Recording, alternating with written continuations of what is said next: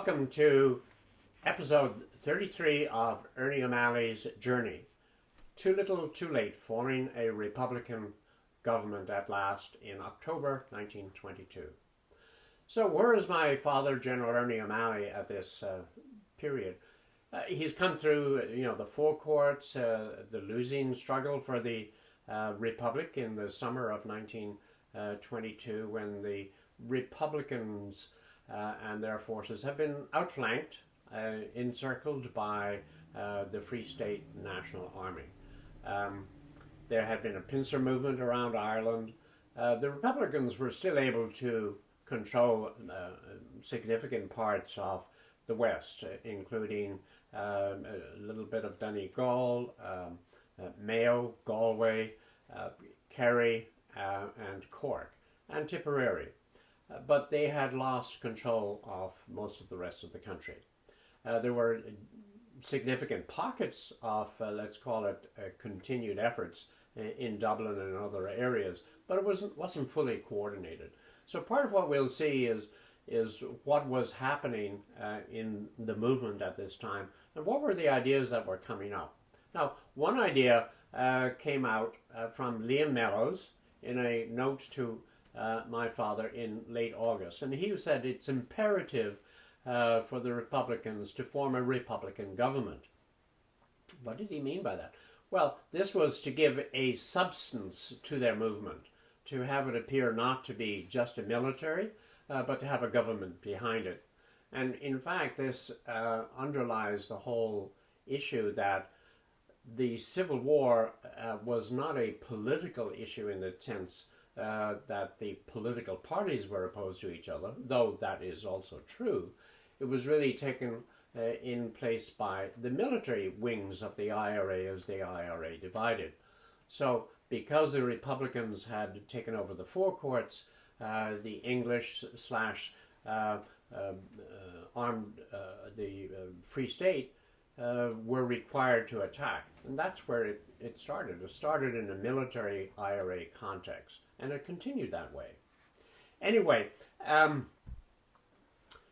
as the summer, the October continues, Father had always intended to have a meeting of the executive committee, and the idea of having this government be rubber stamped, so to speak, by them came into play, and eventually an executive committee was to be held in October in Tipperary. Why Tipperary? Well, because Tipperary was a safe Republican part of the country. And the minute you got into Tipperary, you could see in my father's stories and writings the sort of relaxed attitude that they didn't have to be on either the offensive or defensive during this period. There was, of course, risks. Anyway, so let's pick up the story the way my father tells it in The Singing Flame, and we're in October 1922. A long haze of talk was brought up by a motion to ask Eamon de Valera to form a government. We had acted without consulting the political party. Now in difficulties, we were again to give allegiance. Civil government could function in the South and West so that officers representing those areas stated, and that would give a necessary background of support. It was agreed after a long discussion that the army should proffer allegiance to de Valera, who would select a cabinet. We each nominated two successors to our places in our case of arrest and of our death, so that the Executive Council would continue and be up to strength. A question we were anxious to discuss, what to do when the Free State began to execute our men, was not considered. It was thought far too remote. We sat around a blazing turf fire in the kitchen in the nighttime talking. Officers told of narrow escapes and mishaps. We related humorous incidents of the fighting, with a laugh often to end our own drawbacks and defeats. We discussed officers and men. Great numbers of prisoners captured had to be released. It would be too great an expense to feed them. they immediately rejoined their units and fought again. Liam Lynch motioned to me during a pause in the talks to move into another room off the kitchen. We sat at a table. 2 candles gave us light.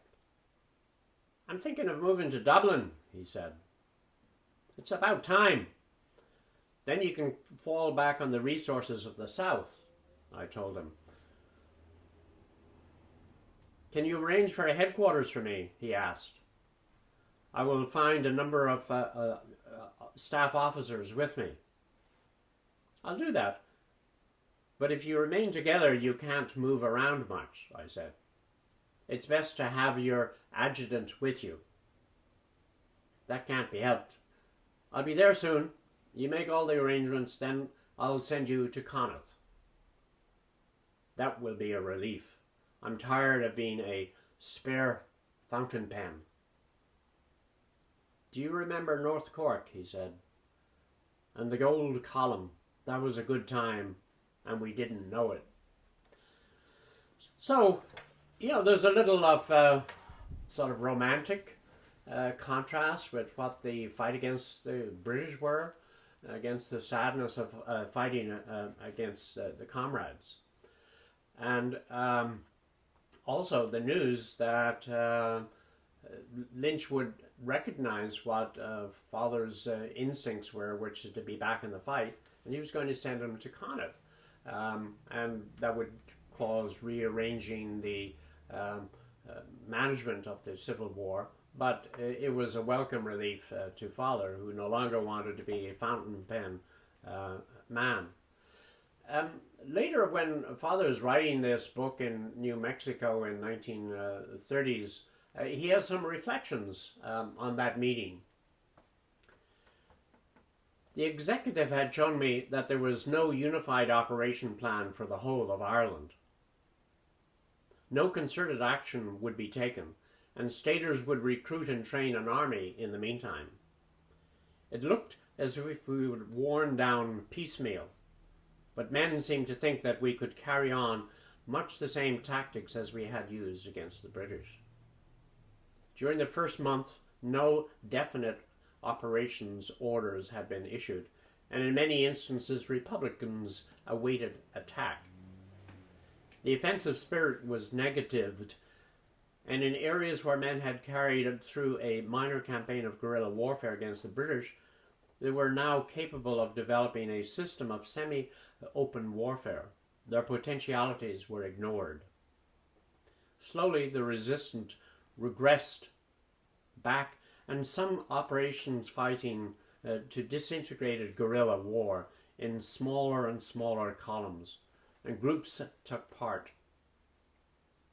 Ireland would have been painful to us if we had been defeated after heavy fighting. But scattering of energy, this indefiniteness, this decentralization of action potentialities meant that control became increasingly difficult, and that to coordinate actions was impossible. To the country at large, a fight was being waged by bands of men who might be worn down by little, or their morale lessened by executions.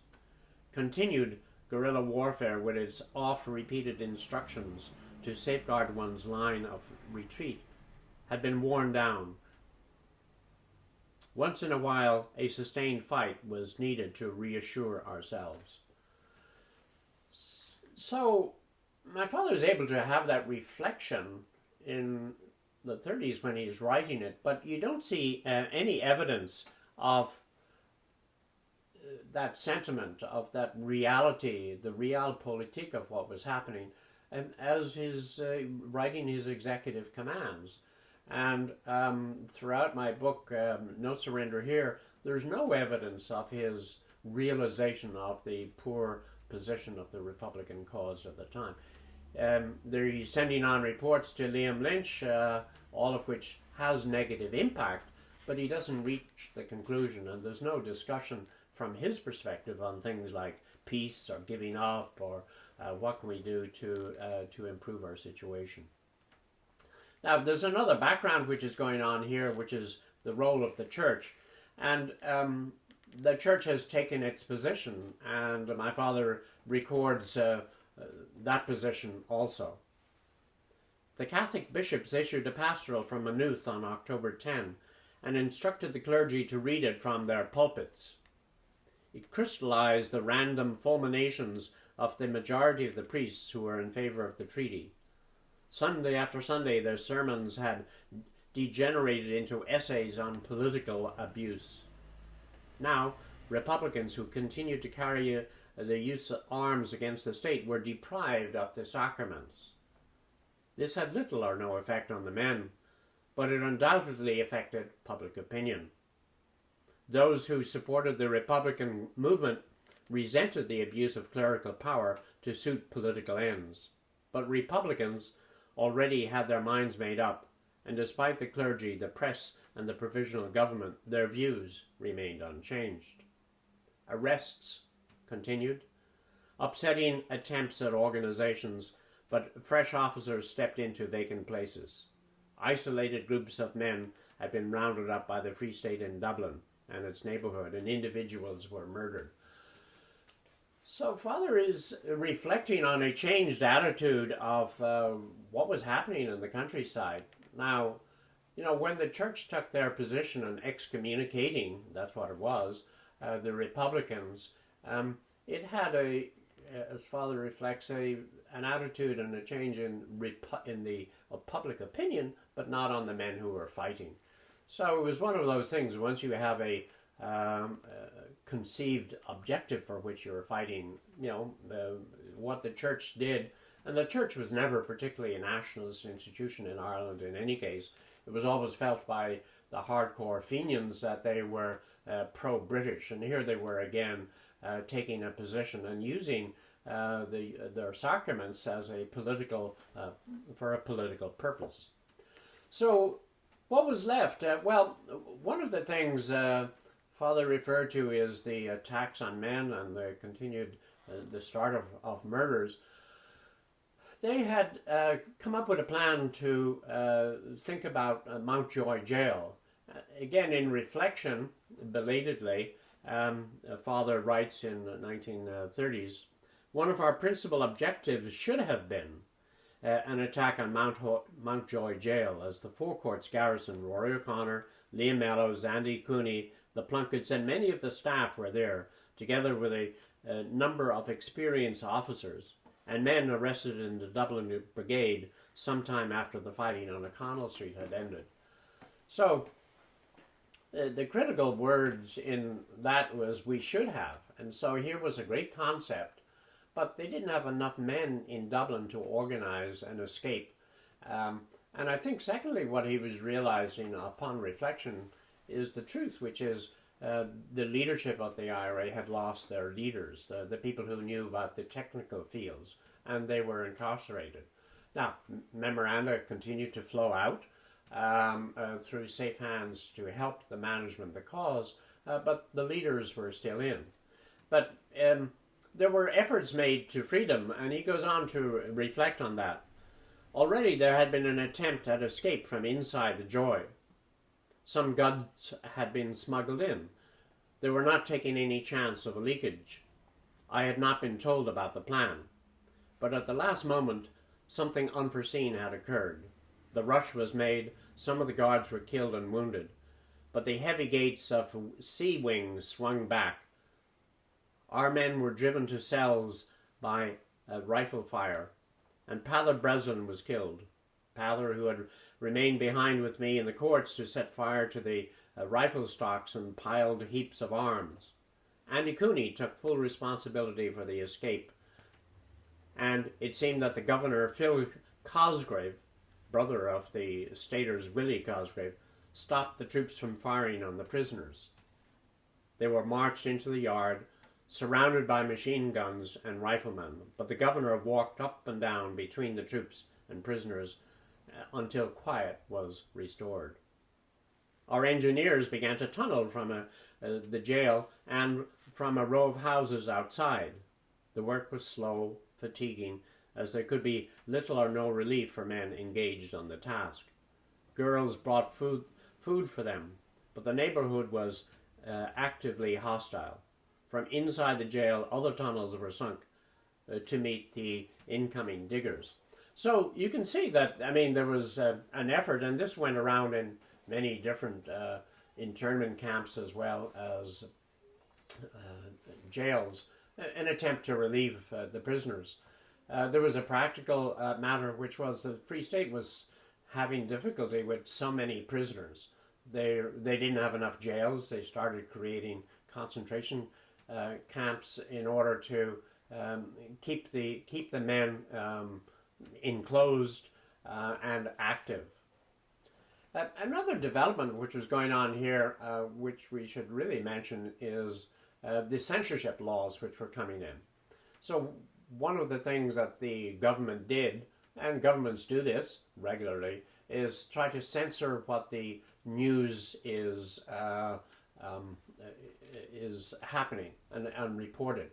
And so they issued what you call censorship laws, and they said that the army must be referred to as the Irish Army, the National Army, national troops, or simply troops. The irregulars must not be referred to as executive forces, nor described as forces or even troops. They are to be called bands or bodies of men. Irregular leaders are not to be referred to by any rank, such as commandant, or even to be called officers. So you see a situation here where the censorship laws come in on one side, but it's not only on the government side. Liam Lynch had asked my father to help censor those same newspapers. So the newspapers were left in a dilemma. My father had written them, threatened them, did not undertake to kill the editors as he had been requested, but he undertook to at least threaten them in words. The press came back and replied to my father that, look, we're trying to live with censorship on one way, and our objective is to get some news out, but we can't follow your regulation because then the whole press would be set down by the government. So they were in a dilemma, and the Republicans did not blow up the major presses, though some minor presses were taken care of. So where are we now? We're again in October 1922. You can see that my father is willing to take initiatives on a political front, quasi-political front, even though he's a military man. An idea comes, he recognizes that a Republican government should be put in place, and he helps execute that by getting Liam Lynch, convincing Liam Lynch over a period of memoranda, not a particular easy task, because Lynch was not political either. But finally the light was seen that they should have a symbol of the Republic. And they turned to De Valera, and De Valera was, quote, installed. Even at that point, Father was still on the executive committee and on the five-man Army Council. You can see also that Father was not willing to talk about peace in any manner. He said peace movements should be talked only to Liam Lynch. Well, how could any journalist find Liam Lynch when he was wandering around the South? So that was truly a put down, but representing what the position was. He was a diehard person who believed in the Republic, the 32-6 county, the independence of an oath, the non-involvement of Britain in Irish internal affairs. So he had severe setbacks, but he was still a diehard. Join us next time for Severely Wounded and Arrested Once Again.